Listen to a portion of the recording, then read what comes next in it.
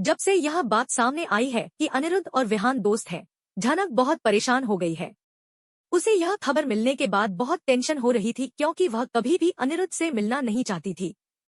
झनक को यह भी पता चल चुका था कि अनिरुद्ध गुजरात आने वाला है और वह सोच रही थी कि कैसे वह अनिरुद्ध से नहीं मिले।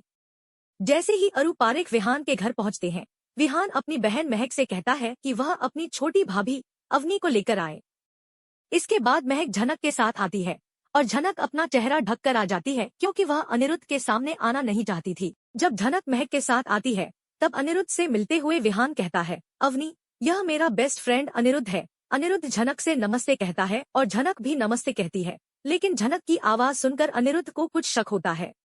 उसे महसूस होता है कि यह वही लड़की हो सकती है जिसे वह पहचानता है। अचानक झनक का घूंघट हट जाता है और अनिरुद्ध को यह समझ में आ जाता है कि यह झनक ही है।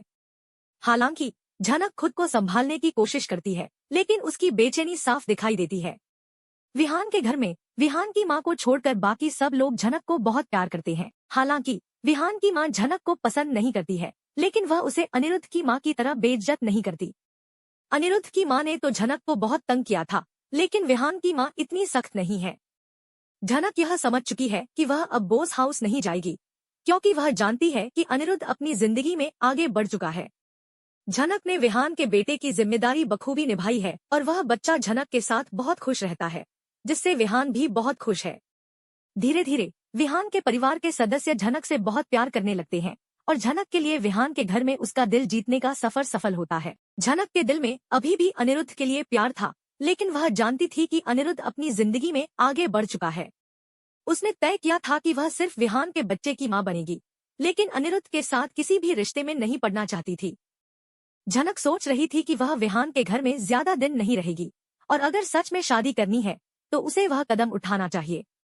वह यह नहीं चाहती थी कि अनिरुद्ध के लिए उसका प्यार किसी और की जिंदगी को नुकसान पहुंचाए। उसने फैसला किया कि वह अपने प्यार को छुपा कर रखेगी और इस रास्ते पर अकेले ही चलेगी। झनक ने विहान से एक दिन कहा, विहान, क्या आप मेरी मदद कर सकते हैं? विहान ने पूछा, क्या मदद चाहिए?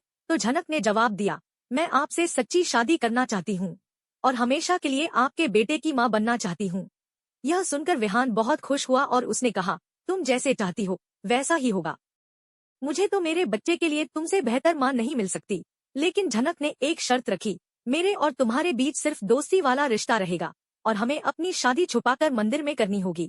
विहान ने अपनी शर्त स्वीकार की और कहा, ठीक है, जैसा तुम चाहती हो वैसा ही होगा। फिर एक दिन विहान और झनक मंदिर जाने के लिए तैयार होते हैं।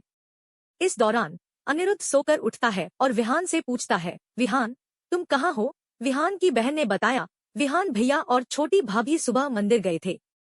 यह सुनकर अनिरुद्ध को कुछ शक हुआ और उसने सोचा कि कुछ तो गलत है, क्योंकि वह झनक का चेहरा नहीं देख पाया था। उसे महसूस हुआ कि कुछ बात छुपाई जा रही है। मंदिर में विहान और झनक एक दूसरे को जयमाला डालते हुए नजर आते हैं और तभी अनिरुद्ध वहां पहुंच जाता है। जैसे ही अनिरुद्ध झनक को देखता है, उसके होश उड़ जाते हैं। वह कहता है, तुम दोनों गलत कर रहे हो। विहान ने जवाब दिया, नहीं यार, यह झनक की इच्छा थी कि हम छुपकर शादी करें, इसलिए हमने तुम्हें नहीं बताया। अनिरुद्ध ने कहा, यह बात नहीं है। सच तो यह है कि यह तुम्हारी बीवी नहीं, यह मेरी जिंदगी की पहली और सच्ची प्रेमिका है। यह सुनकर विहान को झटका लगता है। वह सोचने लगता है कि अनिरुद्ध की बात क्या सही है। अगर अनिरुद्ध और झनक एक दूसरे से प्यार करते थे तो फिर विहान की शादी क्या है? अनिरुद्ध ने विहान को सारी सच्चाई बताई और यह सब सुनकर विहान को यह समझ में आता है कि उसके और झनक के बीच क्या हुआ था। अब सवाल यह उठता है कि विहान अपने बच्चे के लिए झनक से शादी करेगा या नहीं, जबकि अनिरुद्ध और झनक की सच्चाई सामने आ चुकी है। दोस्तों, जैसा कि हमने पहले की कहानी में देखा, अब झनक और अनिरुद्ध के बीच एक नई कहानी शुरू होने वाली है। यह समय काफी दिलचस्प होने वाला है क्योंकि झनक अब अनिरुद्ध की मदद करने वाली है। लेकिन कहानी का अगला मोड़ बहुत बड़ा होने वाला है, खासकर जब लालन ने पूरी बोस फैमिली को बोस हाउस से बाहर निकाल दिया है। अब झनक के लिए यह एक अहम समय होगा, क्योंकि उसे अब यह सोचना होगा कि वह अनिरुद्ध की मदद कैसे कर सकती है, जबकि फिलहाल उसके पास किसी भी तरह की नौकरी या बड़े पैसे का स्रोत नहीं है। उसके पास कोई लॉटरी नहीं है, न ही कोई ऐसा पुश्तैनी संपत्ति है जिसे बेचकर वह अनिरुद्ध की मदद कर सके। इस स्थिति में झनक को अपनी पूरी ताकत और सोच के साथ आगे बढ़ना होगा। अब सबसे बड़ा सवाल यह है कि झनक अनिरुद्ध की मदद किस तरह से करेगी, जबकि उसके पास किसी तरह का बड़ा आर्थिक संसाधन नहीं है। अनिरुद्ध इस समय पैसों की तंगी से गुजरने वाला है और उसे ऐसे वक्त में झनक की मदद की जरूरत पड़ेगी। हालांकि झनक के पास कोई बड़ा समाधान नहीं है, लेकिन वह अनिरुद्ध की मदद करने के लिए हर संभव प्रयास करेगी। यह देखना दिलचस्प होगा कि क्या झनक अपनी मदद से अनिरुद्ध की परेशानियों को दूर कर पाएगी। फिलहाल तो वह इस स्थिति में है कि वह अनिरुद्ध को वित्तीय तौर पर सहारा नहीं दे सकती, लेकिन वह भावनात्मक रूप से उसका साथ जरूर देगी। कहानी में एक और अहम मोड़ आने वाला है, क्योंकि अब झनक और अनिरुद्ध के बीच एक तरह का भावनात्मक कनेक्शन बनने वाला है। लेकिन यह सब बहुत जल्दी नहीं हो पाएगा, क्योंकि झनक के पास बहुत सारी समस्याएं हैं और उन्हें हल करने के लिए उसे सही समय का इंतजार करना होगा। इसके बावजूद जैसे जैसे झनक अनिरुद्ध की मदद करने की कोशिश करेगी, वह दोनों एक दूसरे के करीब आ सकते हैं। यह देखना बेहद दिलचस्प होगा कि क्या झनक और अनिरुद्ध एक दूसरे के लिए प्यार महसूस करेंगे या फिर यह सिर्फ एक सहयोगी रिश्ता होगा। इसके साथ साथ अर्सी का ट्रैक भी आ रहा है। अर्सी अनिरुद्ध के जीवन में पहले से है और उसकी शादी के कारण झनक को कई बार समस्या का सामना करना पड़ा था।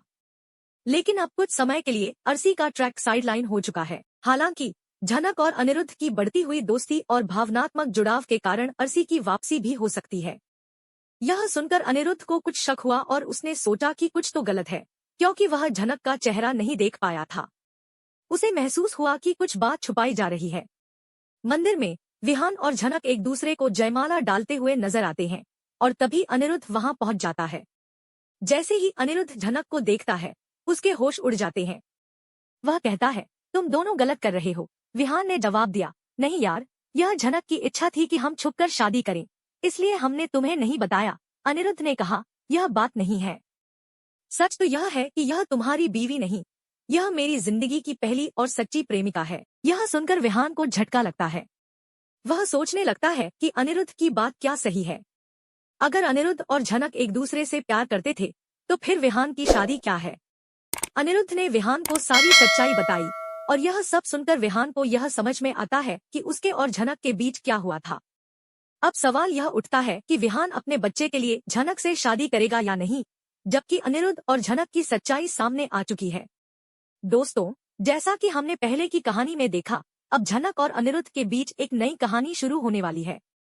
यह समय काफी दिलचस्प होने वाला है, क्योंकि झनक अब अनिरुद्ध की मदद करने वाली है। लेकिन कहानी का अगला मोड़ बहुत बड़ा होने वाला है, खासकर जब लालन ने पूरी बोस फैमिली को बोस हाउस से बाहर निकाल दिया है।